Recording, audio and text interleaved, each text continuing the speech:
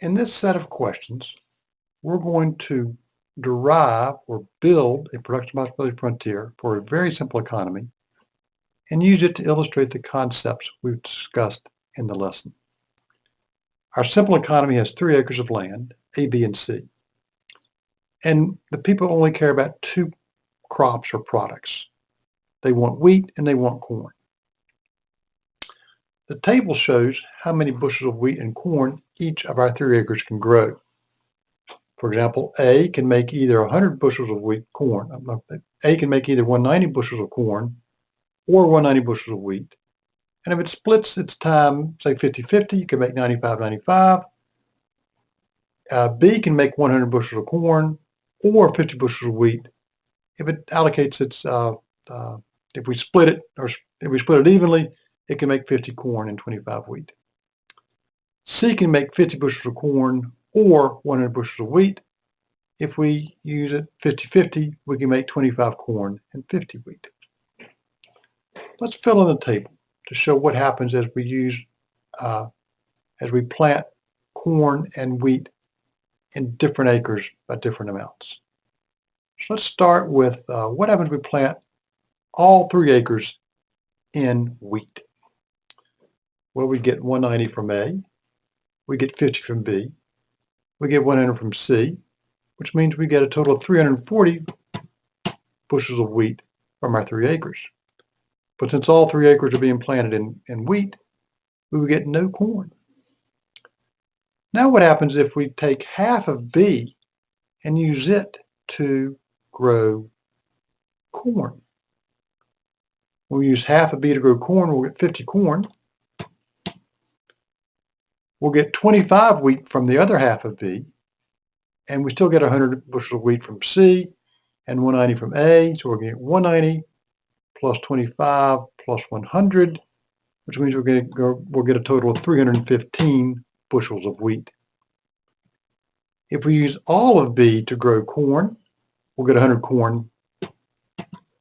And if we use all of A and use all of A and C to grow wheat, we'll get 290 wheat. Now what happens if we continue to use B to make corn, and we now use half of A? We'll get 100 corn from B. We'll get 95 corn from A, so we'll get a total of 195 corn. And if you do your math correctly, you'll also get 185 wheat. We'll get 100 from C, and we'll get 95 from A. If A and B both make corn, we'll get 290 corn, and we'll get 100 wheat from C. If half of C makes wheat, we'll get 50 wheat, and we'll get 25 plus 100 plus 190, we'll get 315 corn. If all 3 acres grow corn, we'll get no wheat, and we'll get a total of 190 plus 100 plus 50 corn, we'll get 340.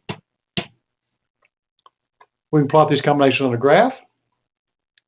I've got the graph already plotted for us. For convenience, I've asked you to measure wheat on the vertical axis and corn on the horizontal axis. We could have flipped those axes without any trouble. I just pick wheat on the vertical as a coin toss. Doesn't matter which one goes on the axis.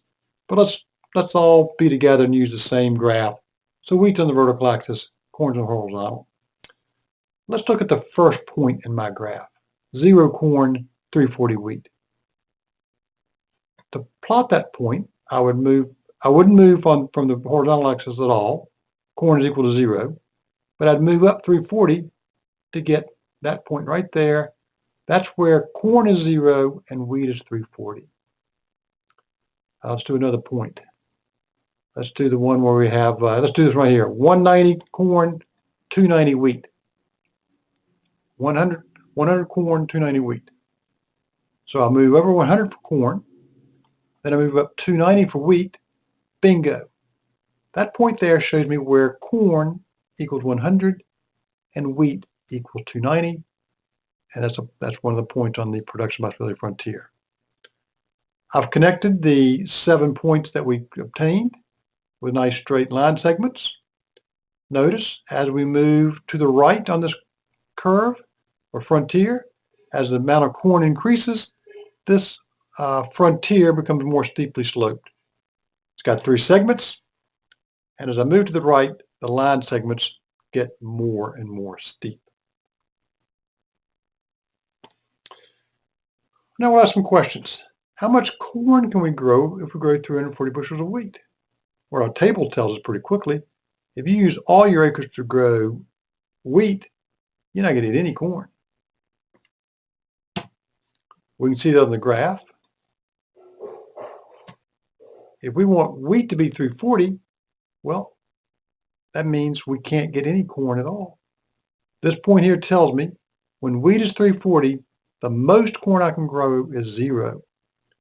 0 corn, 340 wheat is a maximum combination. What do I want to grow 290 bushels of wheat? Well, if I grow 290 bushels of wheat, I can grow 100 bushels of corn. Let's see that on the graph. When wheat is 290, we'll go up to there. I can scoot over that far. I can grow 100 bushels of corn when wheat is 290. That's another maximum combination. How much corn can I grow? 100 bushels of wheat. There's 290 there. Here's 100 bushels of wheat. If I grow 100 bushels of wheat, I can grow 290 bushels of corn. We can see that on the graph pretty quickly. 100 bushels of wheat, I can grow 290 bushels of corn.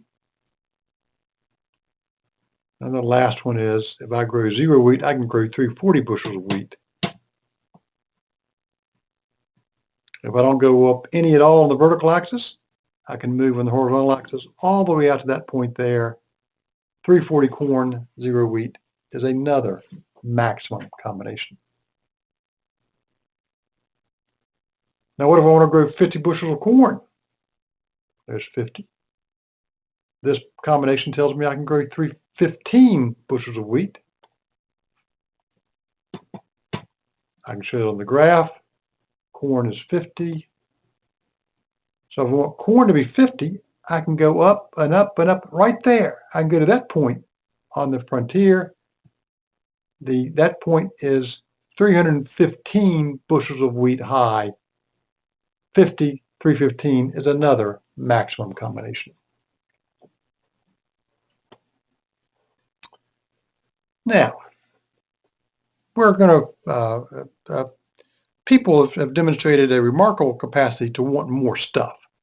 So it's logical to assume they want more corn and more wheat when given a choice, which means if they're given a choice between 340 bushels of wheat and no corn, 340 bushels of corn and no wheat, or 340 bushels of both of them, they want more. They would rather have 340 and 340. The problem is that combination is not feasible. We'll go back to our graph. This frontier shows the maximum combination we can produce with our 3 acres. Here's the point that occurs when you have 340 and 340. This point lies outside of the production responsibility frontier. Since it's outside of the production responsibility frontier, you cannot produce it. It's not feasible. We can't get there. We'd like to get there, but we can't. What do we call the inability to produce all the wheat and corn people prefer? We call it scarcity. Scarcity exists because we don't have enough resources to make all the stuff people would like to have. Now, would you produce a maximum combination if 1 acre leaf fallow? The answer is no. You only get a maximum combination when you use all of your resources, having all resources to be fully employed. How much wheat and corn would you grow if we planted A and C in corn and B in wheat? Let's go look at it. A and C are in corn, B is in wheat. If A and C are in corn, that was the answer, right? A and C in corn. Yeah, A and C are in corn. If A and C are in corn, we'll get 190 corn and 50 corn. We'll get 240 corn. And if B's in wheat, we'll get 50 wheat. So we'll get 240 corn, 50 wheat. 240 and 50. Let's plot that point on our graph. In fact, I've already done it. There it is. Corn is 240. Wheat is 50. 240, 50 is the combination we get with that allocation of our land. Notice this point is inside of the production possibility frontier. We can get there, but it's not a maximum combination. We can get more corn and more wheat at that point right there. We can get 290 and 100 rather than 240 and 50. So this point is not as good as the point in the frontier because it is not a maximum combination. What do we call the failure to produce a maximum combination? We call it inefficiency. Inefficiency is a big term, or inefficiency has many pieces to it, but it really, at its core, inefficiency means that you're not making the best use of your resources. And you can fail to make best use a lot of ways. One way is to have resources that are unemployed. When you study macroeconomics, you'll be taught that one of the costs of unemployment is the goods and services that were not produced because the resources, particularly labor, were not fully employed. You can also get an inefficiency by using the wrong, in our example, acres of land to grow wheat and corn. If we use the right resource if we use the resources best suited for corn to grow corn, and the resources best suited to grow wheat, we'll get a maximum combination. If we flip that, we'll get less than a maximum combination. But again, it means we're not using our resources to the best way possible, and we're getting less than we could have, which means an inefficiency exists. Now let's talk about opportunity cost. What happens when corn goes from 0 to 100 bushels? Let's look at our graph. Corn goes from 0 to 100. When corn goes from 0 to 100, wheat goes from 340 down to 290. To produce that first 100 bushels of corn, we've got to give up 50 bushels of wheat. Bushels goes from 340 to 290. That's a difference of 50. So to get 100 more bushels of wheat, we've got to give up 50 bushels of wheat. Another way to look at it, we've got to give up 50 bushels of wheat to gain 100 bushels of corn.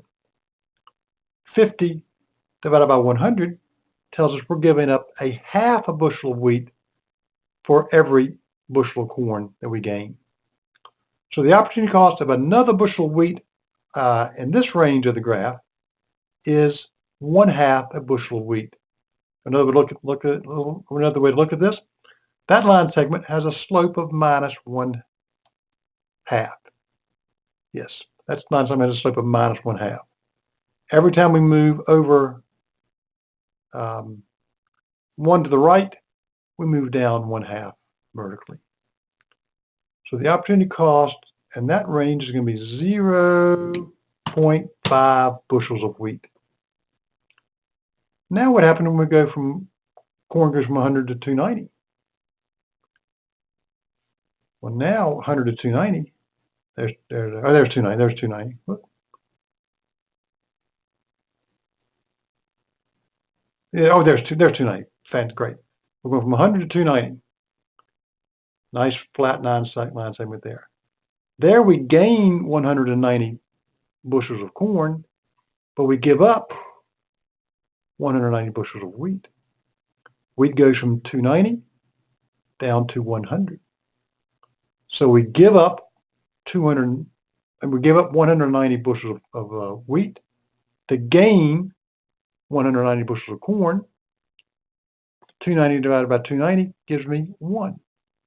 Every bushel of corn we pick up here cost us 1 bushel of wheat. The slope of that line segment is -1.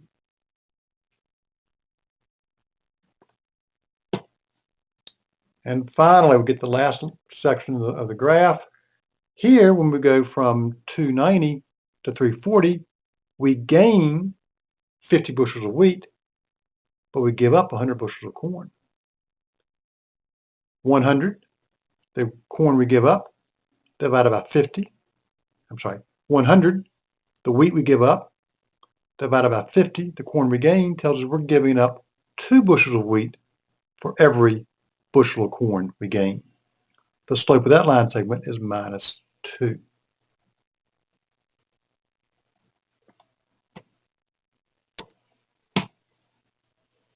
So notice the opportunity cost of another bushel of corn increases as we increase the amount of corn that we have. Why?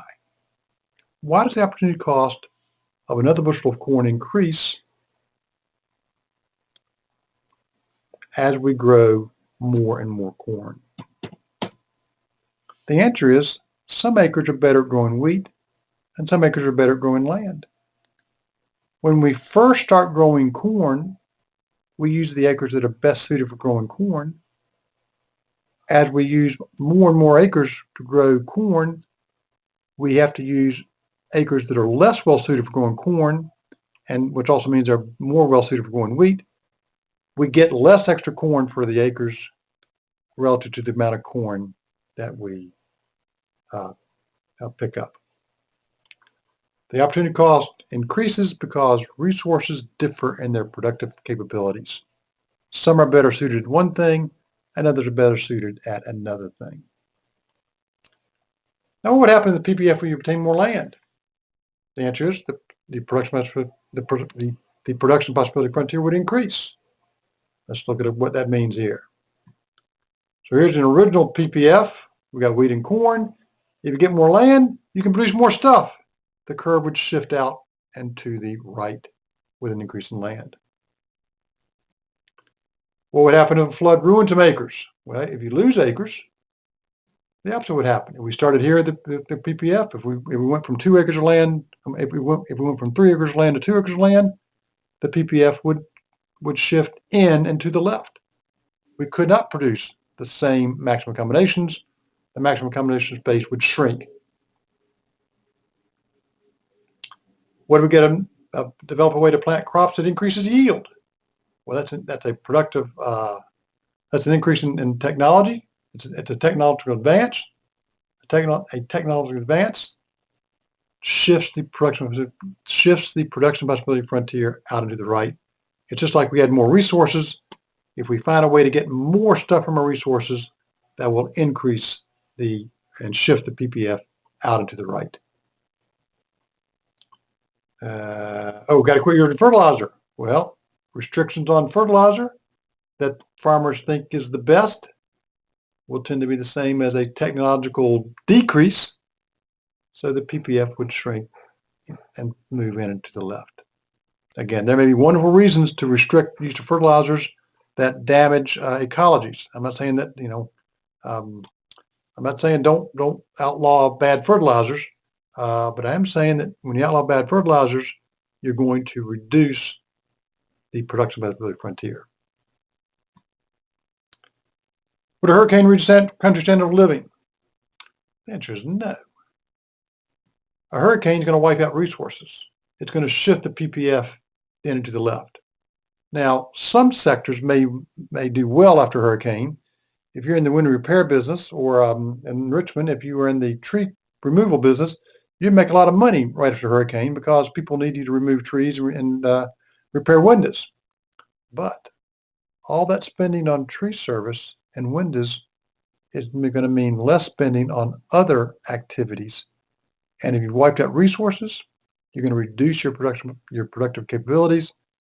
When hurricanes wipe out resources, it tends to shift the PPF in and to the left. And I think we've done it. That's a long one,